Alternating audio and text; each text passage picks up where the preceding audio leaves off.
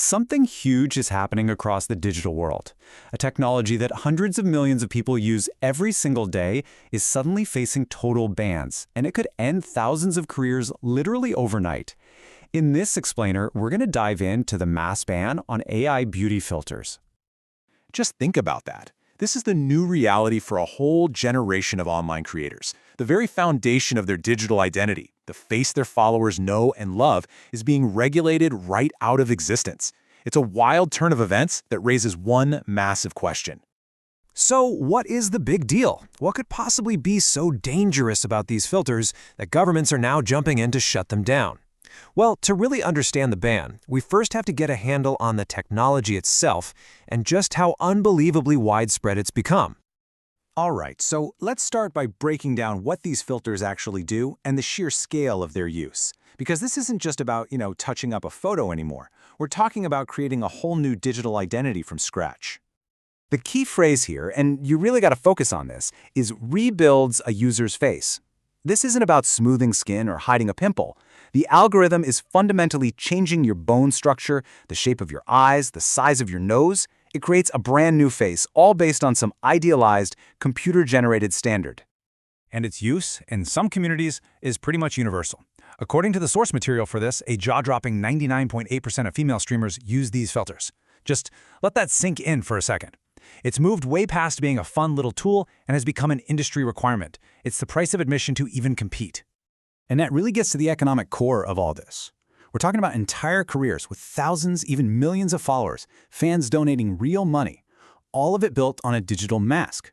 The person on the screen, in a very real way, simply doesn't exist. Now, you can't have this many people wearing digital masks without some serious consequences.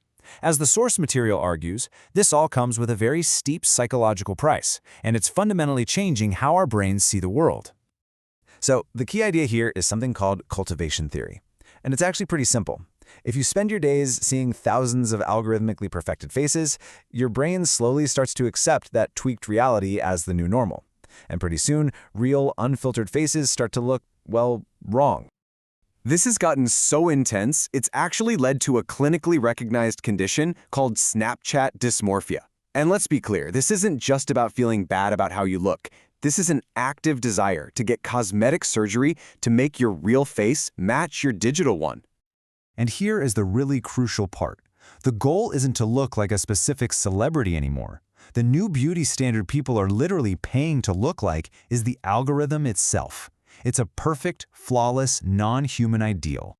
This just completely changes the game of social comparison. You're no longer just trying to keep up with the Joneses next door. You're trying to keep up with an AI that can generate a perfect face and paste it onto everyone you see online, creating a standard that is literally impossible to meet. And this kind of psychological pressure, well, it doesn't just stay with the individual. When you scale it up across an entire society, the source material starts framing the result as a kind of social poison, something that affects everything from our relationships to our demographics.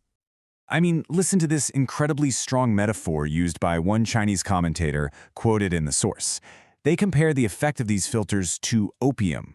It's a way of saying, hey, this is not a harmless vanity tool. This is a deeply addictive force that is warping society's entire perception of reality. The source also makes a pretty controversial point about how this technology creates two very different paths to online success. It suggests that while male streamers often have to rely on being good at a game or being really funny, the easy access to filters creates this alternative appearance-based path for female streamers. But the argument goes even further, linking filter use to a full-blown crisis in our real-world relationships. The claim is that when you're constantly exposed to digital perfection, real people just start to seem flawed and disappointing.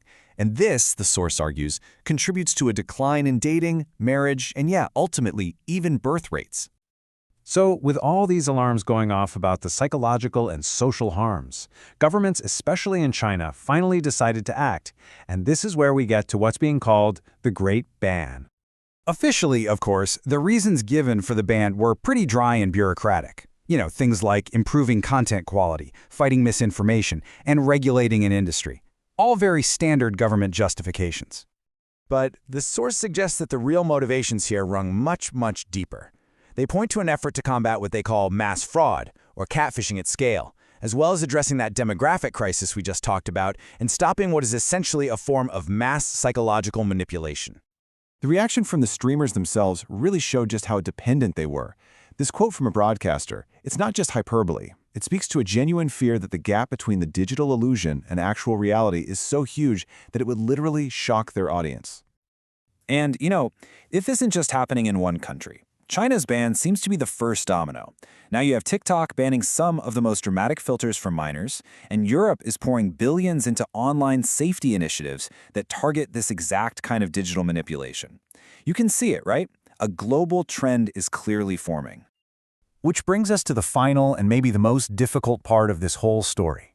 Because while the harms might seem really clear to some people, the solution of an outright ban, well, that presents a really complex dilemma.